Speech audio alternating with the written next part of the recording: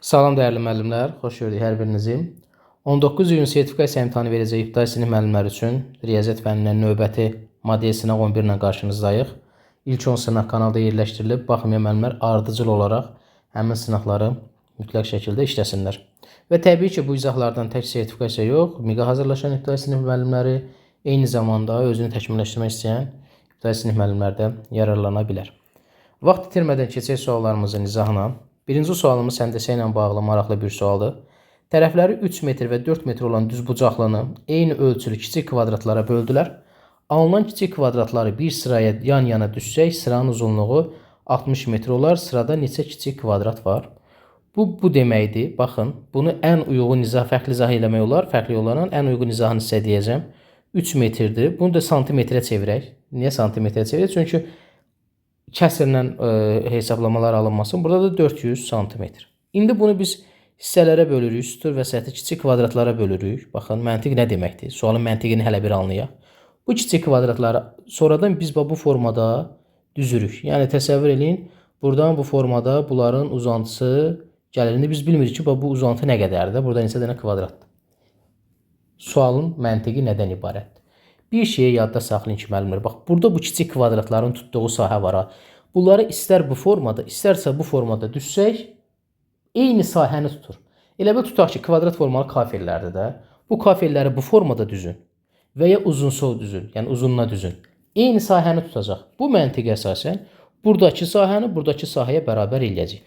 Bunun uzunluğu nə qədərdir? Burada düzəndə bir düz bucaqlı alınacaq kvadratı. Bura 60 metrdə santimetrə çevirəndə 6000 santimetr eləyəcək. Burada da bir kiçik kvadratında bir tərəfini n götürəcək. 10 da bunun sahəsi 4-ü çovuranda 12, sonunda 4 dənə 0.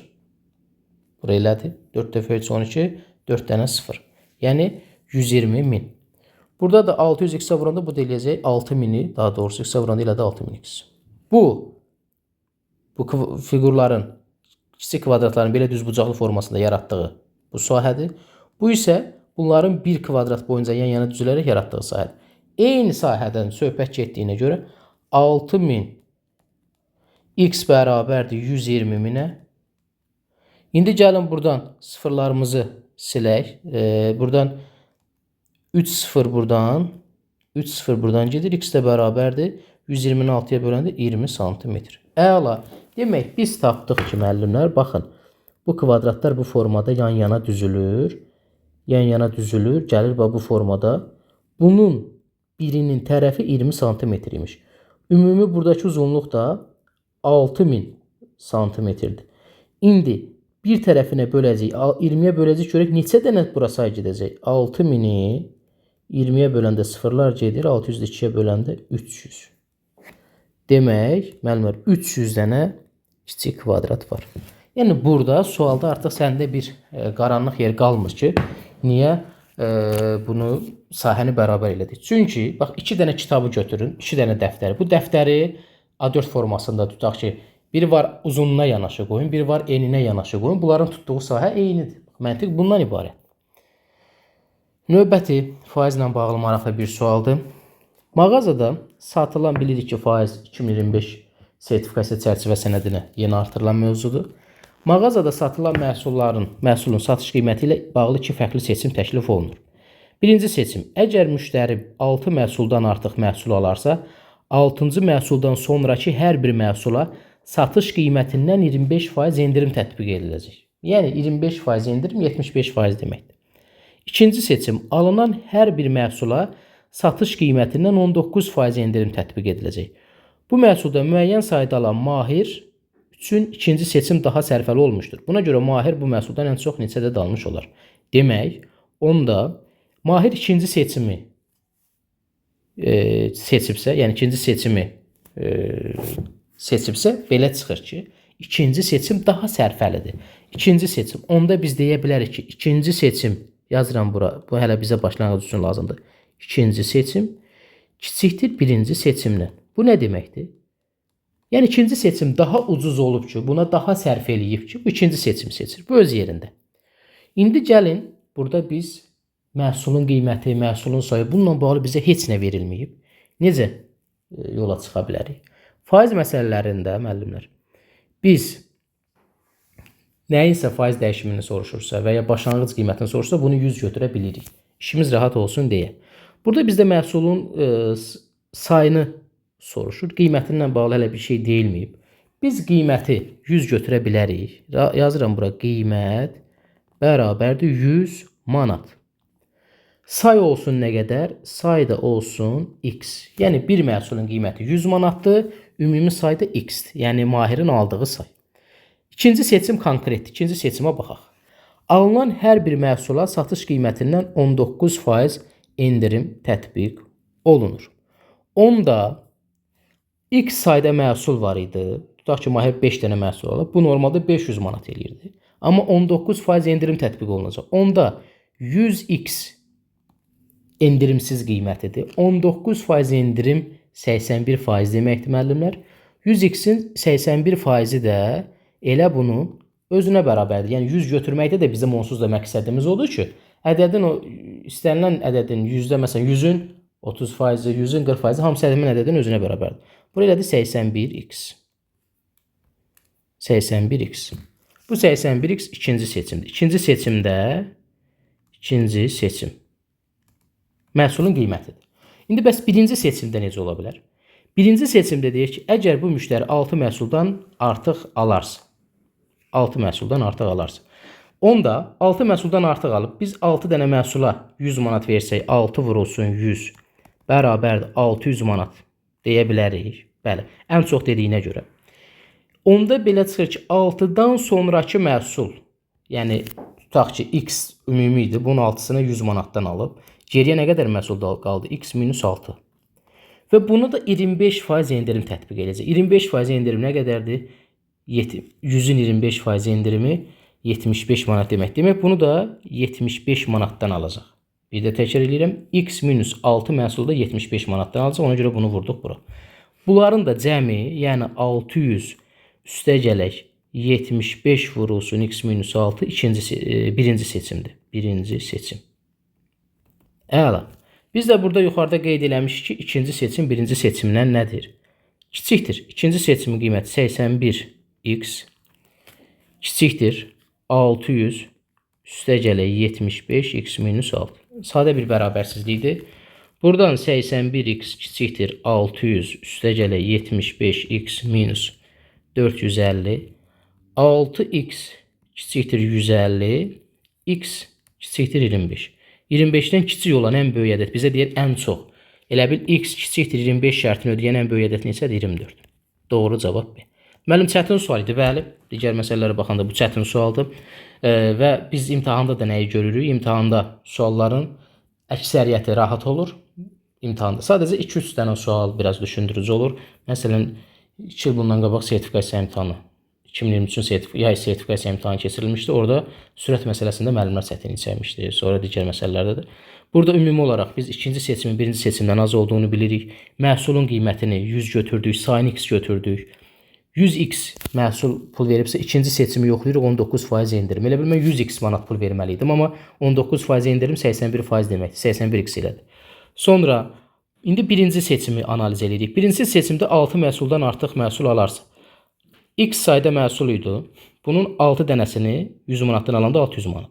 İndi 6-dan çox, onda x minus 6 bilmirik də nə qədər. Məsələn 20 dənə məhsuldursa, 20-dən 6-nı çıxır ki, 14 məhsul qalır. Bunu da 75 manatdan alır. Çünki 25% endirim. Ümumi ikincinin də birinci seçimində ümumi pulu budur. Bu da bundan kiçikdir deyəndə x bərabərdir 24 şərtini alırıq. Dönə-dönə baxsaz ətraflı başa düşəcəksiniz. Növbəti sualımız katerlə bağlıdır. Kater çayın axınına qarşı sürəti 8,5 km-dir. Onluq kəsirdə 2025-də xüsusi olaraq adı keçir. Yəni bildiyimiz məsələ tipləri onluq kəsirlərlə ifadə olunmuş formada bizə təqdim oluna bilər. Axına qarşı dedik sürətlər hər zaman çıxılır. Kater çıxılsın çay bərabərdir 8,5 km bölünsün saat. Axın ilə sürəti kater üstəgələk çay bərabər 16,5. Bilirik ki, axın ilə sürətlər toplanır, axına qarşı çıxılır. Burada sadə bir sistem təlinlikdir. Cəm və fərq var. Bundan əlavə qayda olaraq demişik ki, axına qarşı sürət və axın ilə sürət verilibsə topla bölü 2 katerin sürətini tapırsan, çıx bölü 2 çayın sürətini. İndi burada bizə hansı lazımdır? Məsələdə sonuncu sualı oxusaq görərik ki, kater durğun suda 6 sadır. Durğun su dediyimiz axarsız göldür. Göldə kater öz sürəti hesabına hərəkət edir. Demək biz bu şərtə uyğun olaraq katerin sürətini tapmalıyıq. Katerin sürəti də necə idi? Topla böl 2. Yəni tərəf-tərəfə toplayanda isbatı da budur ki, tərəf-tərəfə toplayanda çaylar gedir. 2 kater bərabərdir. Bunlar alınır. Sonra da 2-yə bölürük. 8,5 ilə 16,5-i toplayanda 25 alınır. 25-i böləcəksən 2-yə bərabərdir 12,5. Bu katerin sürətidir. İndi kater durğun suda 6 saat. Durğun suda kater öz sürəti hesabına hərəkət eləyir. Suyun, çayın sürəti olmur. 12,5 vurulsun 6. Bu da bərabər 75 kilometr. Doğru cavab A variantı. Növbəti suala baxırıq. 4 rəqəmli ədədin 378 onluğu var. Bu ədədi yüzlüklərə qədər yuvarlaqlaşdırsaq alınan ədədin neçə onluğu var? Ümumiyyətlə müəllimlər, 4 rəqəmli ədəddə 378 onluğu varsa, bunun ilk 3 rəqəmi 378, sonuncu rəqəmi biz bilmirik, x-dir. Heç bu şərt üçün bizə lazım deyil. Bunu niyə belə yazdıq? Sual yaranacaq halınızda. Ədəddə neçə onluq var deyəndə, ədədin sonundan onda neçə dənə sıfır var? Bir dənə. Sıfırın sayı qədər rəqəm siləcək. Demək, buradan bu x-i silsək, biz yenə də gəlib 378 alacaq. Demək, bax, məntiq budur. 378 onluğu varsa 4 rəqəmli ədədin, bunun ilk 3 rəqəmi 378 imiş. Bu sonuncu rəqəmi bilmirik və bu sual üçün bunu bilməyimiz də elə bir təsir göstərməyəcək. İndi bu ədədi yüzlüklərə qədər yuvarlaqlaşdıraq. Yuvarlaqlaşdıraq. Təklik, onluq, yüzlük. Yüzlük mərtəbəsində duran rəqəm 7-dir. 7-dən sonra gələn rəqəm 8-dir. 5, 6, 7, 8, 9 varsa bunu bir vahidə artıracağıq. 7 olacaq 8. Özündən sonrakılar da 0 ilə əvəz olunacaq. Bu özündən sonraki 0 ilə əvəz olunanda 7-dən sonraki 2 dənə rəqəm var. 2 dənəsi də 0 ilə. Yəni burada artıq ikisini biz bilməyimiz önəmli deyil. Yeni aldığımız ədəd 3800-dür. Yüzlüklərə qədər yuvarlaqlaşdırandan sonra. Və bizə bunun neçə onluğu olar soruşulur. Az öncə dedik, ədəddə neçə onluq var deyəndə ədədin sonundan ondakı sıfırların sayı qədər rəqəm siləcək. Başqa cür desək, bir dənə rəqəm siləcək. Bu deyiləcək 380. Doğru cavab elədi C variantı. Növbəti sualımıza baxaraq, 5-ci sualımız ifadə qurmaqla bağlı maraqlı bir sualdır. Akif, Səməd, Ramal birlikdə hədiyyə aldılar. Akif və Səməd A manat. Baş hərflərlə qeyd edirəm. Akif, üstəgələk Səməd bərabərdir A manat. Səməd və Ramal birlikdə B manat. Səməd, üstəgələk Ramal bərabərdir B manat. Akif və Ramal isə birlikdə C manat pul qoyur. Akif, üstəgələk Ramal bərabərdir C manat. İndi burada diqqət eləsək, görürük ki, bu sadə bir sistem təlinlikdir. Bunun başqa cür adı müəllimlər cüt-cüt toplamaqdır. Bizə deyir, ədədləri 300 toplasaq, 2-2 cüt-cüt toplasaq bu qədər alınır. Və ya bəzən üç bucaqlarla bağlı verilir. Üç bucağın hər hansı iki tərəfini toplasaq filan ədədlər alınır. Eyni tipli məsələlərdir. Tərəf-tərəfə toplayaq. Görürük ki, hər hərfdən 2 dənədir. Baxın, Akifdən A. Demək, bu oldu 2A. Üstə gələk. S-dən 2 dənədir. Samir, Səməd. Demək, üstə gələk 2S. Ramaldan 2 dənədir. Ramal. Üstə gələk 2 Ramal. Bərabərdir. A üstə gəl, B üstə gələk C. İndi bizdən soruşur ki, 3 uşaq birlikdə. Buradan 2-ni mötərizə xaricinə çıxardarıq. A üstə gələk, S üstə gələk, R bərabərdir. A üstə gəl, B üstə gəl, C. Buradan A üstə gəl, S üstə gəl, R bərabər. Bu üçünü böləcək 2. A üstə gəl, B üstə gəl, C bölünsün 2. Belə bir cavab harda var, belə bir cavab var deyil. Başqa cür bunu belə bir qayda kimi deyə bilərik ki, əgər ədədləri cüt-cüt toplamışıqsa, həmin o üç ədədlərin cəmini soruşursa bizdən, o cəmləri toplayıb 2-yə böləcəksən. Bu da burada isbat olundu ki, hərəsindən 2 dənə olur. 2-ni sonra mötərizə xaricinə çıxardırıq. Yəni, niyə və hardan gəldiyi bizim üçün aydınlaşır. Tamam. Növbəti suala baxırıq, müəllimlər. 6-cı sualımız yaş məsələsidir. Atanın yaşını göstərək. 2 rəqəmli ədədin rəqəmlərinin cəmi 5-dir. Həmin ədəd oğulun yaşını göstərən ədəddən 4 dəfə böyükdür. Neçə il əvvəl ata oğlundan yercə 7 dəfə böyük idi. Burada əvvəlcə nəyə fikir veririk? Rəqəmlərin cəmi 5 olan ədədlər bu elə çox ədəd deyil.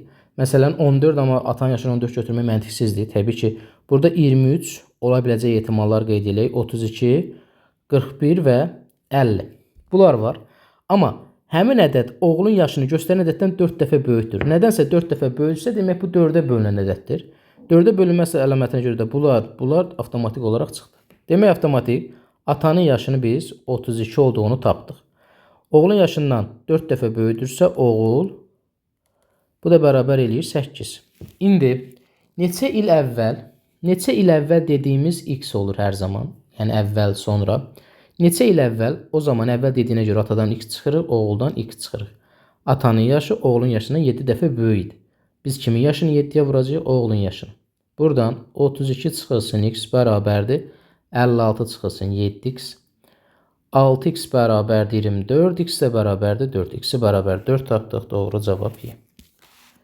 Növbəti sualımız, bu da fəza fiqurlarından bağlıdır. Xatırlatma eləyirəm, fəza fiquru da imtahana, sertifikasiya imtahanına 2025-də artırılan yeni mövzulardandır. Düzbucaqlı parlapipetin ölçüləri 2,4, 6 və 4 cm-dir. Burada kuboid ola bilər. Səthinin sahəsi, bu parlapipetin səthinin sahəsinə bərabər olan kubun həcmi neçə litrdir? Sualın içərisində sual var. Biz düzbucaqlı parlapipeti və ya kuboidi çəkək.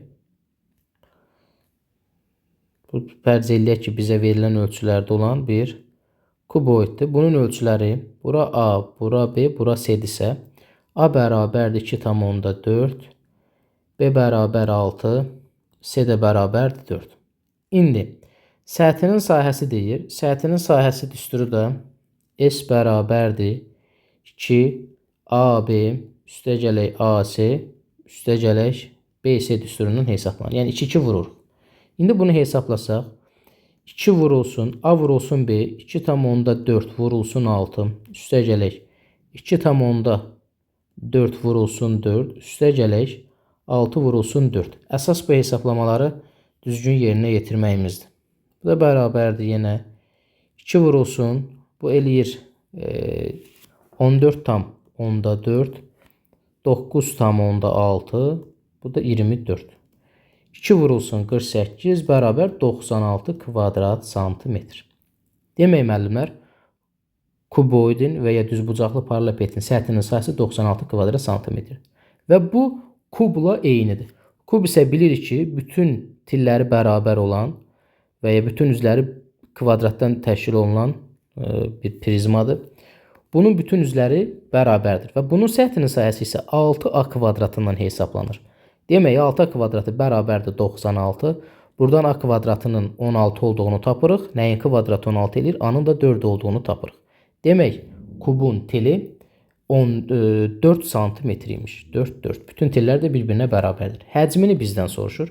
Həcm, kubun həcmi V bərabərdir A kubundan hesablanır. Yəni, tili 3 dəfə öz-özünə vuracaq. 4 vurulsun, 4 vurulsun, 4. Bunlar da bir-birinə vuranda elədir 64 kub santimetr. Amma bizdən kub santimetr yox, litrlə soruşulur. Litrlə kub santimetrin arasında vuraq 1000 var. Yəni, biz 1 litrdən 1 kub santimetrə keçəndə 1000-ə vururuq. Əksinə desək, yəni, kub santimetrdən litrə keçəndə 1000-ə bölürük. Onda 64 kub santimetr bölünsün 1000. 1000-ə böləndə virgül buradadır, sıfırların sayı qədər sola aparacaq. Bu deyəcək 0,064 litr. Yəni 0,1064 litr. Doğru cavab elədir.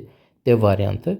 Başqa cür deyə bilərik ki, kub santimetrdən litrə keçəndə 1000-ə bölürük. Növbəti sual ibtidai riyaziyyatın olmazsa olmazı tənliklərlə bağlı. Tənliyinin kökünə əsasən bu ifadənin qiymətini hesablayın. Biz tənliyimizin kökünü tapacağıq, sonra da gətirib burada yerinə yazacağıq. Tənlik həll edəndə böl 16 bu bir tərəfə keçir.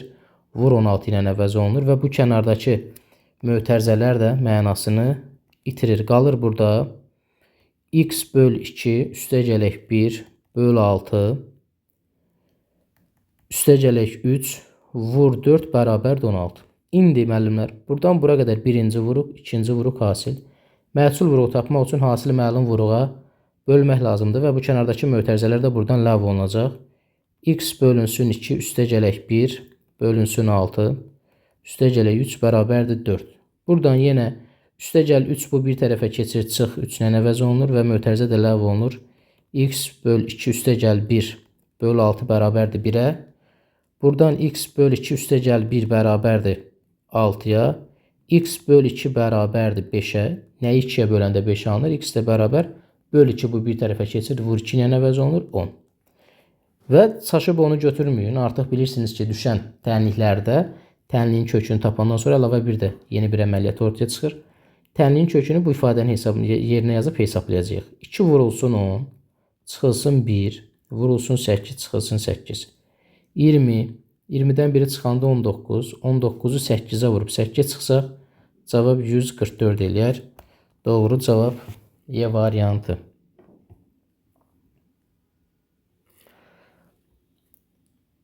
Demək, 9-cu suala baxırıq. Maraqlı bir sürət məsələsidir.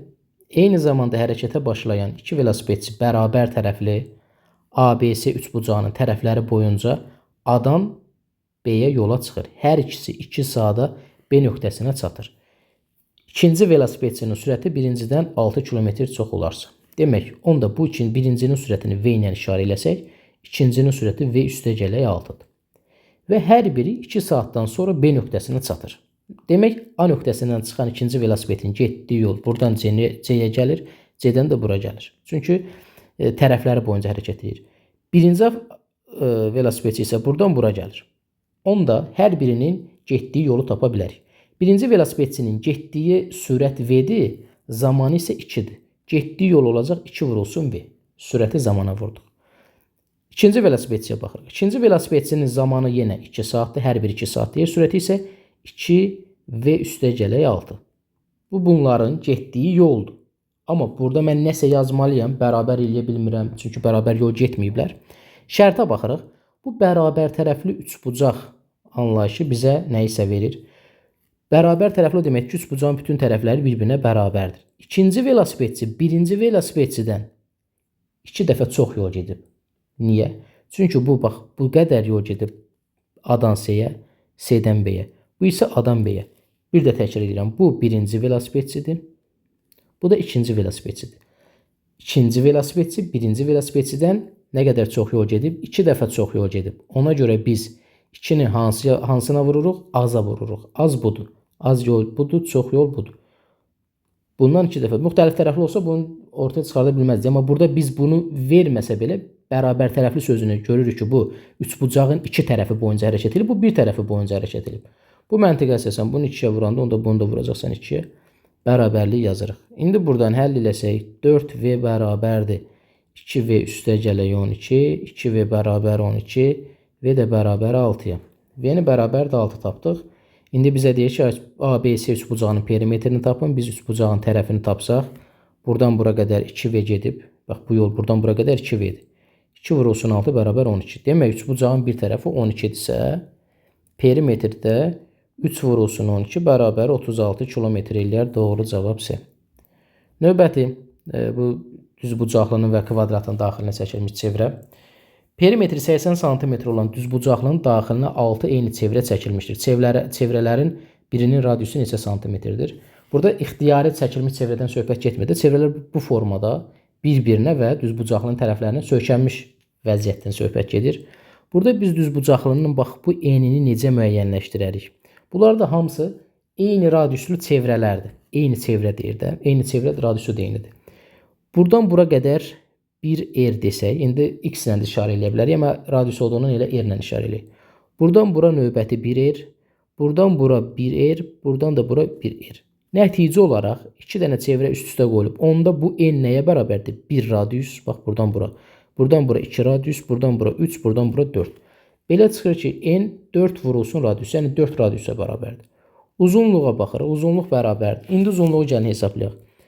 Uzunluq buradan buradır və bunları radius üstündə hesablasaq. 1, 2, 3, 4, 5, 6.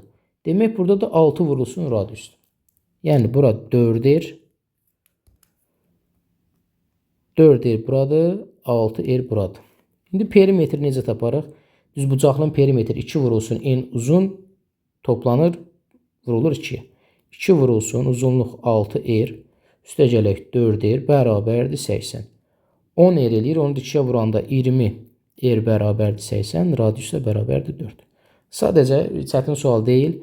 İlk baxışda biraz sualın şəklinin quruluşu bizi aldada bilər. Məsələn, bura biz uzadıb, indi 6 dənə çəkilib, 8 dənə də çəkə bilərik. Onda uzunluq 8 dənə olanda nə qədər eləyəcək?